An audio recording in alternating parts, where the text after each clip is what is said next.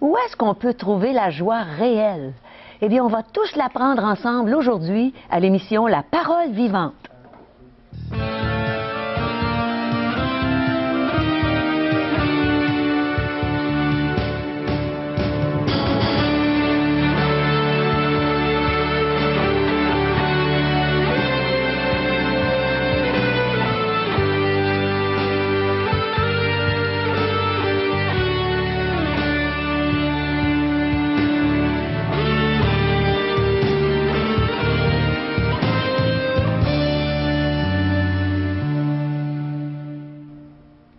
Bonjour et bienvenue à l'émission La Parole vivante. Une autre émission pleine de joie aujourd'hui, puisque Régent Joly, va nous enseigner sur la joie. On va voir encore plus profondément à quel point on peut être joyeux. Et je vais avoir la joie de vous chanter un chant aujourd'hui.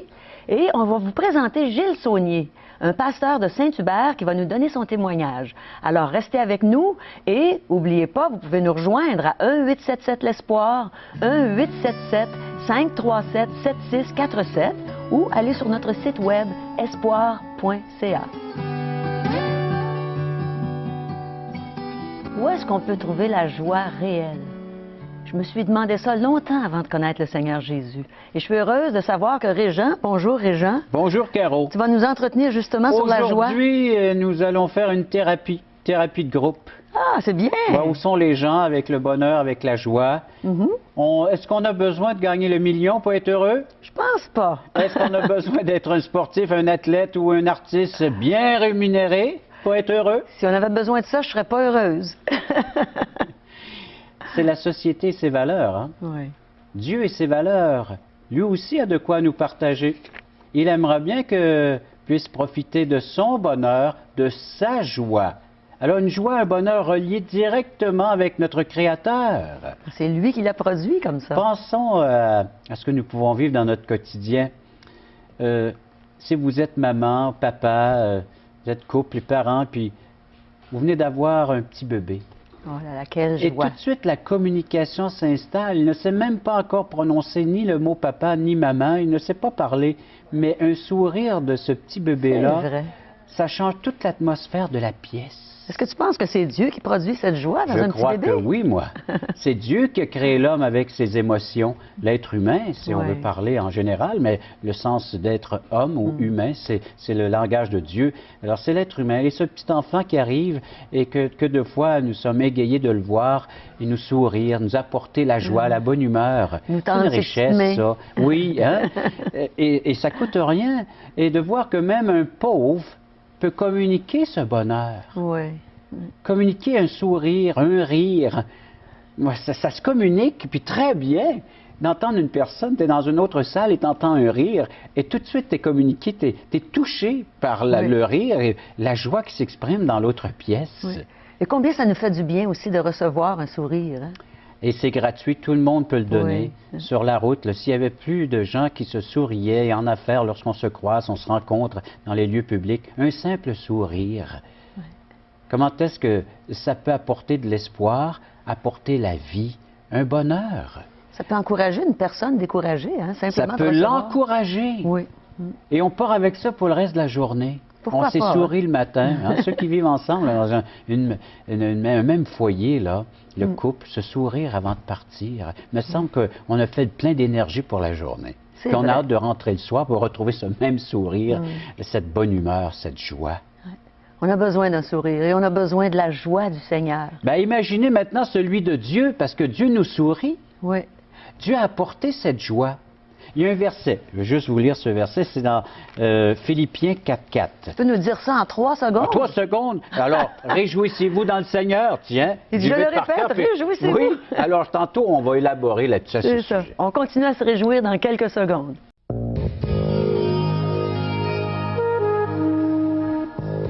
Une raison de plus pour être dans la joie, c'est qu'aujourd'hui, justement, on s'entretient sur la joie. N'est-ce pas, Régent? En plein dans le mille, ma chère Caro. Et aujourd'hui, je vais vous lire le texte qui avait été promis. Et puis là, maintenant, nous allons le regarder ensemble. Philippiens, chapitre 4, verset 4, où l'apôtre Paul encourage les croyants de son temps et les croyants aujourd'hui à trouver leur joie dans une personne. Ah. Réjouissez-vous toujours dans le Seigneur, je le répète, réjouissez-vous. Est-ce que c'est possible de se réjouir tout le temps? 2 Corinthiens, chapitre 7, verset 4. Regardez le contexte dans lequel l'apôtre Paul se trouve. « J'ai une grande confiance en vous. J'ai tout sujet de me glorifier de vous. Je suis rempli de consolation. Je suis comblé de joie au milieu de toutes nos afflictions. » Eh là là! Comment est-ce qu'on peut s'affliger d'être dans la joie en même temps, Régent? Qu'est-ce qui fait la joie? Où est la source de la joie? Dans le Seigneur. Dans le Seigneur. Et Jésus a dit qu'il sera avec nous tous les jours. À celui qui se confie en lui, je serai avec vous tous les jours. Donc voilà pourquoi que ma joie ne me quittera jamais. Elle sera toujours là pour m'accompagner et m'aider et me donner le courage, la puissance de passer à travers des afflictions. À travers donc ce que la vie, le lot de problèmes, de difficultés, je peux me réjouir. Pourquoi? Parce que je vais au-delà du moment immédiat. Regardez la joie. La joie, ça peut demeurer immortel. Un sourire peut me marquer pour toute ma vie. J'ai un exemple à ça. Une fois, nous étions en train de partager cette bonne nouvelle dans un foyer. Il y avait 3 personnes croyantes, 3 évangélistes, comme nous, nos 2 qu'on fait aujourd'hui. Et puis, ces 3 personnes-là, on partageait notre foi, notre croyance en Jésus-Christ avec, donc, une personne qui nous avait invités. Et entre autres, au bout de quelques présentations de textes bibliques, et puis une demi-heure, disons à peu près, la personne, elle regarde un de nos 3. C'était pas moi, c'est une autre personne.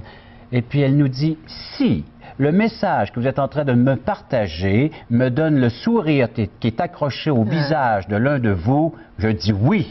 Et là, un sourire a marqué. La joie apporte la joie. Oui, on la transmet juste tantôt, là. On partageait pour l'introduction de l'émission, puis on a vu cette joie se transmettre au sein de l'équipe ici. Hein? Simplement parce qu'on parle de la joie. Parce qu'on parle de la joie, puis on l'exprime, on se réjouit. Alors donc, ça peut marquer jusque dans l'éternité. Alors ça ne s'achète pas, ça ne se prête pas, ça ne se vole pas. Je ne peux pas emprunter ton sourire, tu ne peux pas emprunter le mien.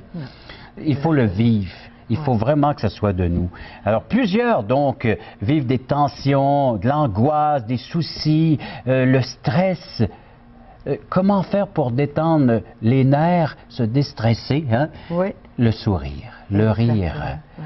Et le Seigneur le savait qu'à travers des périodes fort difficiles, accablantes, il y a un poids qui ment sur nous, sourire, et ça allège. Et l'apôtre Paul avait compris ça, que lui, il avait besoin d'alléger son fardeau, de témoigner, son fardeau de vie chrétienne. Alors il souriait, puis il encourageait les chrétiens à se réjouir dans la véritable source de la joie, qui est la personne de Jésus, qui est venu porter notre fardeau. Alors dès qu'on regarde vers Jésus, bien on est encouragé, et on peut se réjouir en lui. Est-ce que tu penses, Régent, qu'un croyant a plus de facilité à être dans la joie que n'importe qui? Je dis oui. Oui à ce commentaire, je dis oui. Pourquoi? Parce qu'il peut se confier à quelqu'un d'autre, alors que la personne qui ne connaît pas Jésus-Christ vit avec ses propres problèmes, avec ses difficultés, et trouve peu de solutions. Ici, il en trouve, elles sont éphémères, que temporaires, alors que celles que Dieu nous offre dans ses Saintes Écritures, elles demeurent éternellement. Et c'est la santé, c'est ça la différence. Oui. Alors donc, Philippiens, 2 Corinthiens, chapitre 7, alors on peut dire qu'il y a de la joie. Pourquoi? Parce que ce que Jésus met dans le cœur du croyant, il y dépose son esprit, et le fruit de l'esprit, c'est la joie. Exactement, ça fait partie du Galates, chapitre 5, verset 22, ceux qui ont une Bible, allez vérifier, ça fait partie de la présence de Dieu dans la vie d'un véritable croyant. Il peut donc vivre, expérimenter la joie véritable. Oui.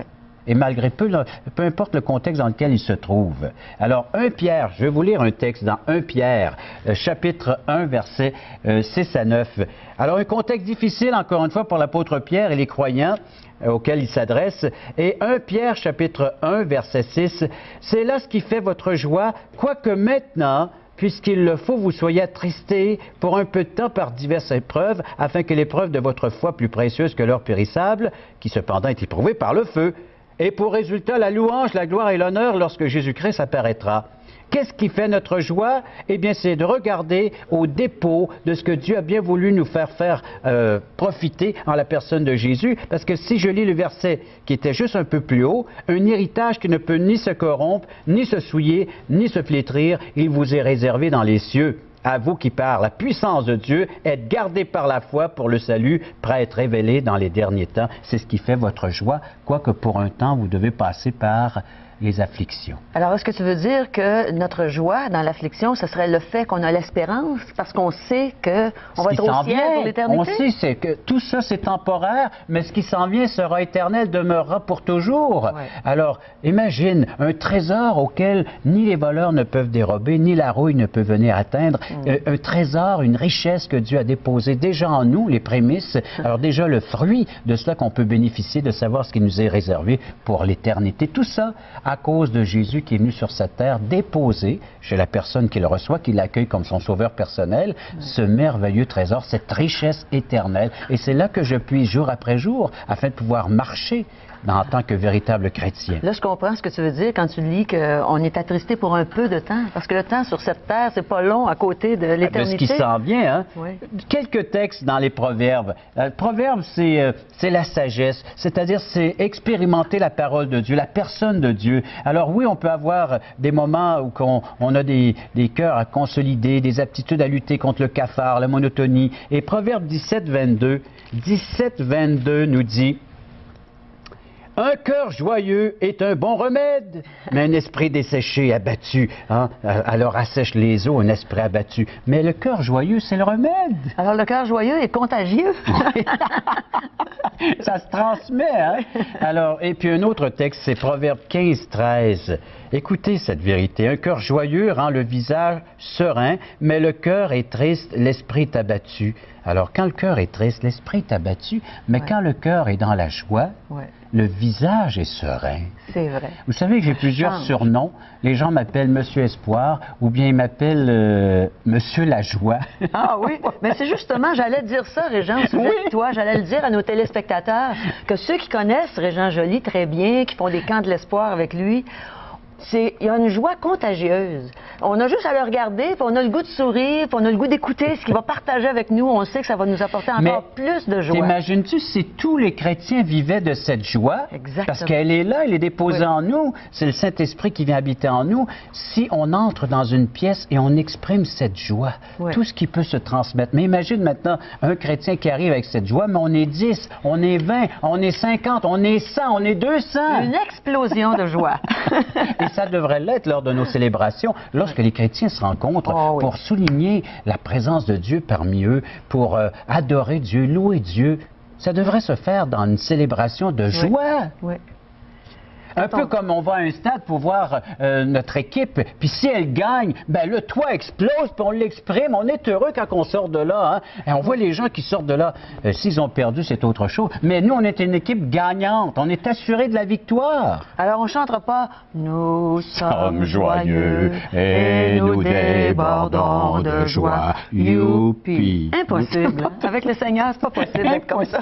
Ça, c'est un corbillard qu'on suit, là. Mais là, c'est pas le cas, là. On n'est pas derrière le corbillard, on est devant le ressuscité. Exactement. Celui qui a vaincu la mort, Jésus celui qui a donné la puissance de vaincre le mal. Imagine, le chrétien, c'est celui qui peut dire « Wow, non au péché et oui à des œuvres qui vont honorer mon Dieu ». Celui qui peut dire maintenant « L'ennemi, la mort, tout ça ne peut plus porter atteinte à la personne. Nous sommes des ressuscités, nous sommes des êtres vivants. » Et c'est ce que nous dit 1 Jean chapitre 1 verset 4. Retournons dans le Nouveau Testament, juste avant l'Apocalypse.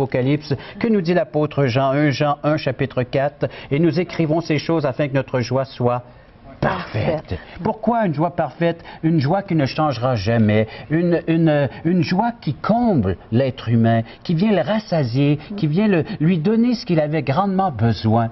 Dieu a fait l'être humain avec des sentiments et des émotions. Exactement. Est-ce que tu penses, Régent, que quand Jésus est allé pour mourir sur la croix, est-ce que tu crois qu'il avait de la joie dans le cœur? Bien, je vais vous lire un texte. C'est bon que tu me dises ça parce que c'est dans Hébreu. Regarde qu'est-ce qu'il nous dit. Alors, Hébreu 12, verset 2. Ayant les regards sur Jésus, il demande à nous d'avoir les regards sur Jésus qui suscite la foi et l'amène à la perfection en échange de la joie qui lui était réservée. Il a souffert la croix, méprise l'ignominie, il s'est assis à la droite du trône de Dieu. Considérez celui en effet qui a supporté contre sa personne une telle opposition de la part des pécheurs. Alors, il a donné sa vie pour nous avec joie. Il a partagé sa joie parfaite. Il savait qu'en allant à la croix, nous deviendrions des bénéficiaires de cette joie. Mais Jésus, lorsqu'il a envoyé ses disciples prêcher la bonne nouvelle, il a pu voir Satan tomber du ciel, puis son cœur a tressailli de joie, puis il a dit au Père, je te loue de ce que tu l'as voulu ainsi, que c'est par la prédication de la parole que les cœurs seront conquis et gagnés pour la cause de l'Évangile. Ça me fait penser à la joie qu'on a, Régent, quand on présente l'Évangile. On est content quand les gens sont réceptifs, quand on voit qu'ils veulent recevoir cet Évangile. On a tellement de joie dans le cœur. Et la joie parfaite, les apôtres ont pu dire, justement, nous vous partageons ce que nous avons pu voir, ce que nous avons pu toucher, contempler, la personne de Jésus. Nous vous la partageons, cette bonne nouvelle, afin que notre joie soit parfaite. On ne peut plus garder ça pour soi. C'est comme celui qui gagne à l'auto, puis on le voit sauter jusqu'au plafond, puis on le voit s'exprimer. Mais nous, c'est beaucoup plus que cela. Imagine, on vient d'avoir, nous, tout à fait gratuitement, un don de la part de notre Dieu, notre Créateur, le don de la vie éternelle, de savoir de mort que j'étais impuissant, et maintenant je vis, et je vis pour la bonne cause, je vis pour l'Évangile, et je vis pour la bonne personne. Puis on sait que rien ne pourra nous séparer de cette joie. La personne de Jésus, il n'y a rien maintenant qui pourra nous enlever. Alors, de savoir que je suis en sécurité, je suis entre bonnes mains, j'ai l'assurance de la vie éternelle, personne ne les ravira de ma main. Alors allez-y, allez vous réfugier dans sa main toute puissante. Oui. Si tu entends sa voix, mon ami, à travers ce que Régent a partagé avec toi, n'hésite pas, demande à Jésus de te sauver, de te donner la vie éternelle. Il va le faire, c'est certain, si tu crois en lui seul. Essaye pas de te sauver par tes moyens, tu ne seras jamais dans la joie comme ça. Jésus seul est celui qui peut te donner la joie de l'espoir. Alors, on va terminer cette partie de notre émission par un chant que je vais vous interpréter et j'espère qu'il va mettre de la joie dans vos cœurs. Dans ce chant, je dis, le péché perd son emprise, Dieu m'en délivre, quelle joie! Je renverse les forteresses.